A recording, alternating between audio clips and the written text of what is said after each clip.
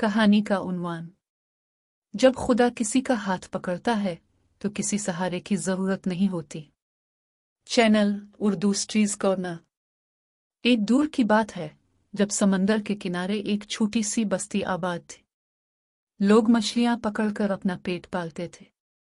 एक दिन आसमान पर सियाह बादल छा गए। हवाएं तेज हुई और समंदर में तूफान अलिफाते। बस्ती के लोग अपनी कश्तियों में सवार थे, मगर लहरें इतनी ताकतवर हुई कि सारी कश्तियां उलट गई। हर तरफ चीख और पुकार मच गई। इन कश्तियों में एक माँ अपने 3 साला खूबसूरत बेटे के साथ थी। तूफान के जोर से वो कश्ती टूट गई।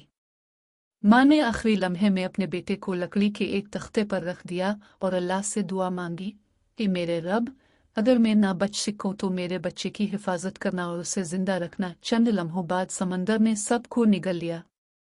सुबह के वक्त जब सूरज की रोशनी समंदर पर चमकी तो वो नन्हा बच्चा एक लकड़ी के तख्ते पर बेहोश पड़ा साहिल के किनारे आ लगा।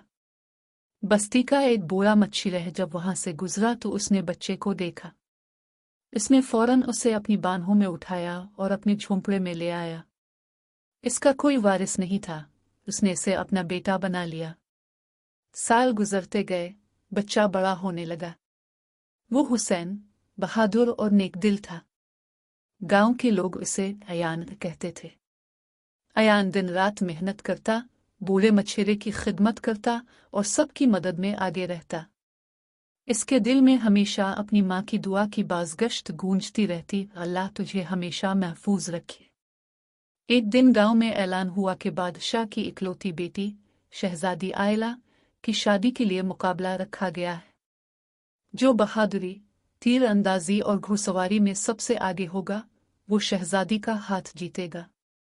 अयान ने अल्लाह पर भरोसा किया और मुकाबले में शामिल हो गया। पूरे मुल्क में हलचल मच गई। सब हंसे, तुम एक माहीगीर का लड़का। अयान ने मुस्कुराकर कहा, जब खुदा किसी का हाथ पकड़ ले तो किसी सहारे की जरूरत नहीं रहती। मैदान में बड़ी तादाद में अमीरजादे आए, मगर सब अयान की हिम्मत के आगे कमजोर पड़ गए। तीरंदाजी में इसका निशाना बेमिसाल था, घुड़सवारी में वो हुआ की तरह दौड़ा और बहादुरी में सबको मात दे दी।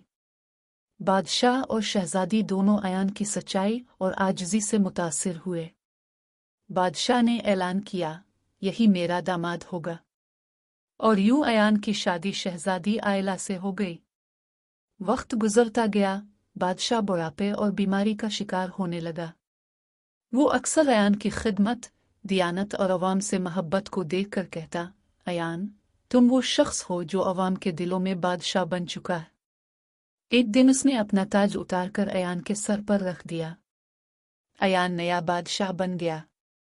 अयान और आयला ने मिलकर अपने मुल्क में नई जिंदगी की लहर दौड़ा दी। अयान ने बेवाओं के लिए घर बनवाए, गरीबों के लिए खाना तकसीम किया और आयला ने बच्चों के लिए स्कूल और यतीमों के लिए अस्पताल बनाए। पूरा मुल्क खुशहाल हो गया। अयान अक्सर रात को महल की छत पर खड़ा समंदर को देखता और कहता, मैं वही बच्चा हूँ जो कभी समंदर के तख्ते पर तन्हा पड़ा था। आज अल्लाह ने मुझे इज्जत और इख्तियार दिया है ताकि मैं दूसरों के काम आ सकूं। आखिर में वो और आयला दुआ करते हैं, ए रब, हमारे मुल्क में कोई बच्चा भूखा उन पर ना रहे। और उनके बाद उनका नाम मोहब्बत, अदल और इंसानियत की अलामत बन गया।